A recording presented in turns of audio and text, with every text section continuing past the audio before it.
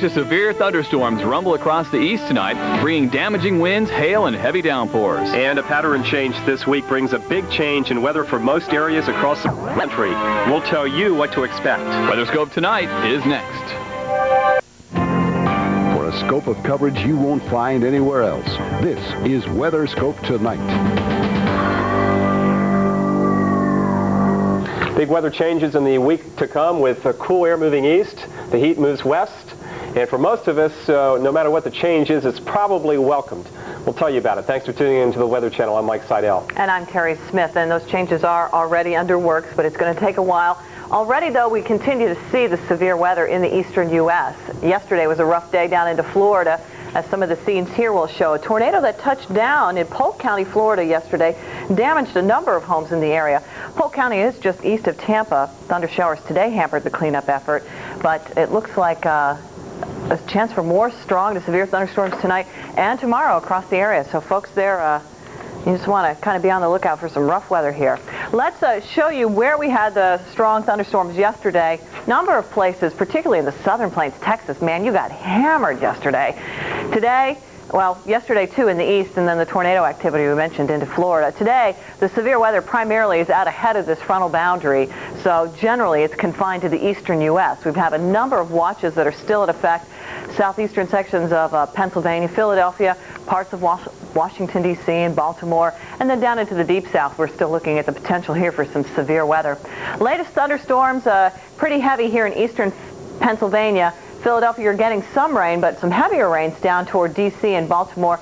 Everything here is lifting off northeast, and we've had a number of reports of winds knocking trees down, power lines down, that kind of thing. Wind damage, some hail, obviously some very brief but heavy rains across this region. So we get a little closer on into D.C. and Baltimore. You can see the rains moving over the bay, heading in toward Maryland and Dover, Delaware here. So get ready for some rough weather. And some heavier showers, too, back toward Richmond this evening. On into the mid-Atlantic region, some stronger storms around Raleigh. This afternoon, look at the nice cool down back east, and that cooler, drier air will be moving in tonight and tomorrow. Drier air meaning lower dew points. That's how we measure moisture in the atmosphere. Look at the dew point now in Dallas at 53, but still near 70 in Houston. That's that dry air coming in on a northwest wind, and those lower comfy dew points will move into Atlanta, Charlotte, and Washington late tonight and into Monday and Tuesday. High pressure, fair weather. Look at all the clear skies from the Mississippi Valley to the West Coast. And that's basically your forecast. We'll check it out in detail coming up. In weather hit. Weather Rewind, a look back at the past week's weather.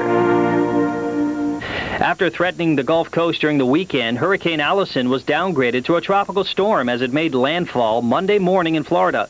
At St. George Island, Allison flooded streets and spread minor damage throughout the area. Later that day, severe weather struck in Texas. This gustnado and these mammatus clouds were evidence of the strength of the storms in Floyd County. On Tuesday, residents of Salt Lake City were still cleaning up from a thunderstorm that toppled tractor trailers and flipped planes with winds gusting over 100 miles an hour. Wednesday saw Lake Tahoe residents reluctant to give up on spring, hitting the links despite the falling snow. Late Thursday, severe weather struck the panhandle of Texas. Storm chasers captured this dramatic video as a tornado tore through the town of Pampa. Amazingly, only 5 people were injured in the twister. In contrast to the storms of spring, it looked like winter in South Dakota as snow fell Friday in Hill City. With Weather Rewind, I'm Declan Cannon.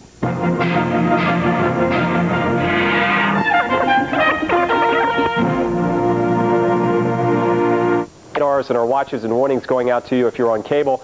Tomorrow, look at the cool air kind of nosing into the Gulf Coast. The 90 affects you. Watch the local forecast coming up next, only on the Weather Channel.